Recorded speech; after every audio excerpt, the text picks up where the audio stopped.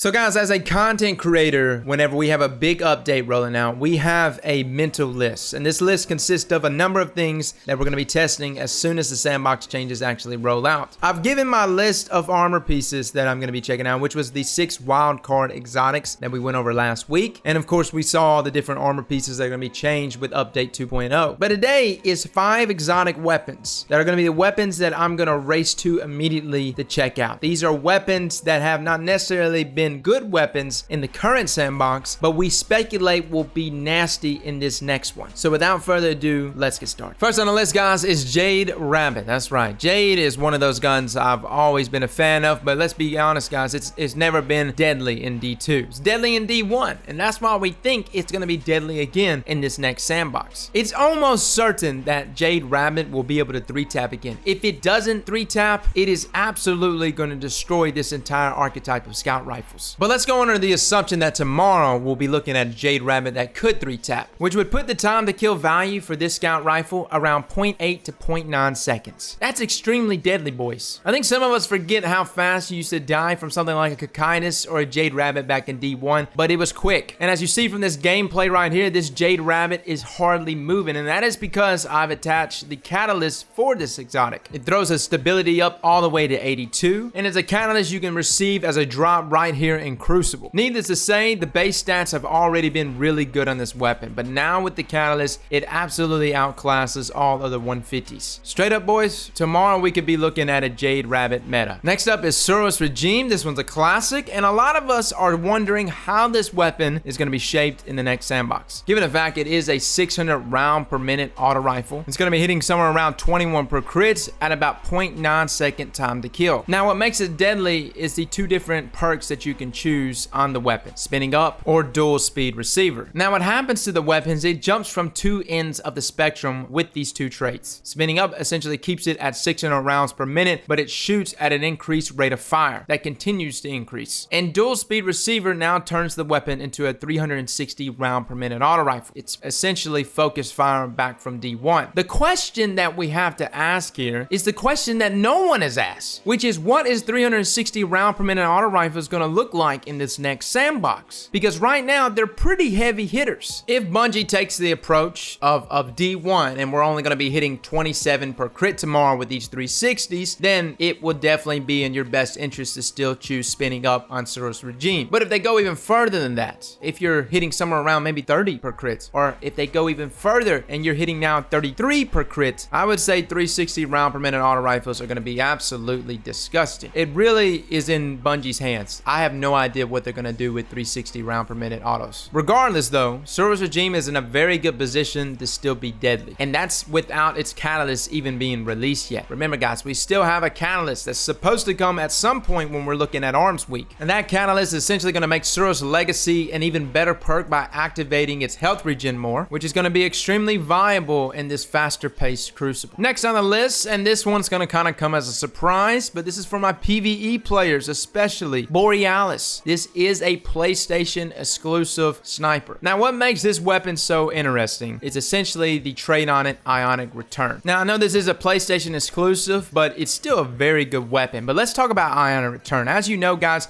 if you match a combatant shield and break the shield, 1 bullet will transfer to your magazine from reserves, and you'll now be dealing double damage for that entire magazine. Now, there was ways for us to bypass that, right? Like rally barricades, you could bypass that and still retain Ionic Return. In something like PvP, you can run around and just body shot people all day. But for PvE, we still have to answer if we're going to actually be able to retain Ionic Return. And there's a lot of methods we're going to actually test and see if we can. But the big thing in news when it comes to Borealis is the fact that this gun is not going to be in your power slot. It'll be in your energy slot. We've seen the DPS capabilities of this gun. Now, it's not going to outclass Whisper of the Worm, obviously. Even with Whisper getting a nerf to box breathing, I still think it's going to be one of the best, if not the best DPS weapon in PvE. Where Borealis may shine though is the fact that if you do want to retain Ionic Return with the weapon and still rock something like a rocket launcher or maybe even a linear fusion rifle in that power slot, you can. And I still don't know how the ammo economy is going to work in something like PvE. So it's going to be really interesting. And we're not even talking about its PvP capabilities, which is fantastic. It's a great PvP sniper. It's one of my favorites. Very minimum reticle sway, even when you're moving from side to side. It's got a giant giant red dot reticle on it to where you can just land those crits easily. Again, the only downside is that this weapon isn't exclusive to PlayStation, and I hate that, and I hate putting exclusives on this list. But for my PlayStation guys, this is definitely a weapon I would keep my eye on. All right, guys, next on this list is one of my favorite weapons, and I am so excited to see what this gun is going to bring to the table tomorrow. Skyburner's Oath, and this is the gameplay that I got on it about a few months ago with this catalyst, and it throws that range up significantly, man. I mean, just launches it up there. And we did like an AC 130 build where I was running around with Lion Rampants and essentially just like floofing and just hip firing everybody, and man, was it a lot of fun. Now let's observe the exotic perk real quick. Slug Rifle. The weapon lobs large explosive seeking slugs when you're firing from the hip. You see from the gameplay, it's nothing but hip firing. Now when you're aiming down sights, the slugs travel fast and straight with their higher damage and lower rate of fire. Now I think I said it wrong when I was reviewing the gun, but I think the weapon starts from 200 rounds per minute whenever it's actually being fired from the hip, and it drops down to 150 rounds per minute when aiming down sights. Needless to say, the gun's kind of got the best of both worlds, because I'm pretty sure Mida's gonna have to get a buff in some way or another, and 150s are gonna have to get a buff in some way or another. Now, Skyburner's Oath is definitely not a gun I think I would post up with like I would with Jade Rabbit, sit in the back of the map, land those shots like I would with a 150 round per minute scout. This is definitely a gun I would still try to utilize the same playstyle that you see in this gameplay here, which is that AC 130 build and just getting above enemies and hip firing. It's very interesting to see how this weapon's gonna reflect in tomorrow's sandbox. Now, if you are gonna rock that hip fire build that you see here, I wouldn't say the exotic catalyst is required, but man, does it help. And you can get it from the prestige raids, guys. And it throws that range up significantly, which really helps with that hip fire registration at distances. Now, I don't know what the drop rate is for this thing, but it's been eluding me too, boys. Now, finally, on this list, a weapon that I'm actually a little concerned about, because Josh Hammer and them were talking about how trace rifles are going to be better in this next sandbox. They are going to be a special weapon. They're going to be hitting much harder, and you're going to load in with somewhere around 35 to 50 rounds. I think that's what they said, or I think Josh said 35 and then someone corrected him and said 50. I'm not sure. Regardless, Prometheus lens could be the next sidearm situation. And what I mean by the next sidearm situation, Wormwood was extremely deadly for a number of reasons. It had a good time to kill, and sidearms had ammo economy that was much better than our other special weapons in D1, considering our other special weapons didn't spawn with special ammo. So that's the formula to a really deadly weapon that's a special weapon, something that can bypass the current special ammo economy and a good time to kill value. Of course, with Prometheus lens and Cold Heart both becoming special weapons, they're gonna have to be good in some way in terms of TTK. I mean, they're gonna have to be pretty deadly if they're gonna be in the same category as shotgun, snipers, and fusion rifles. So what we could be looking at is Prometheus lens tomorrow being extremely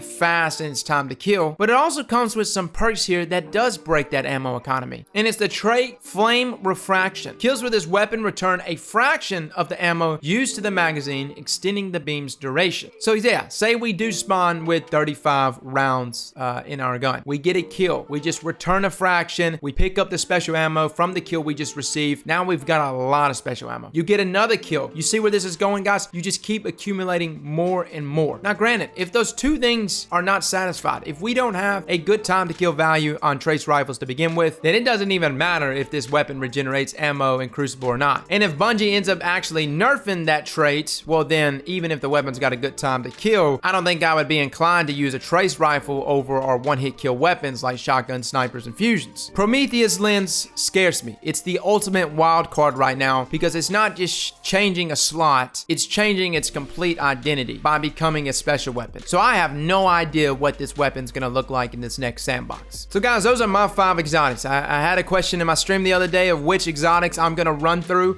It's not that I'm not gonna use other exotics. Trust me, I'm gonna try them all out. These are just the exotics that I am just kind of pinging up on my radar as being questionable more than anything. Some of you are probably wondering, well, what about Graviton Lance? I'm so sick of looking at Graviton Lance. I don't even want to say that's even on my radar. But yeah, it is somewhat on my radar a little bit because I don't know. It's a wild card too. But these are 5 exotics, guys, that I say if you have a moment tomorrow or anytime during this week, I would say try it out, man. See for yourself what you might be looking at. I'll be reviewing these as well as many other weapons throughout this week. Well, fellas, thank you all for coming and watching. And as always, slap that like button like your mama told you right. Make the effort.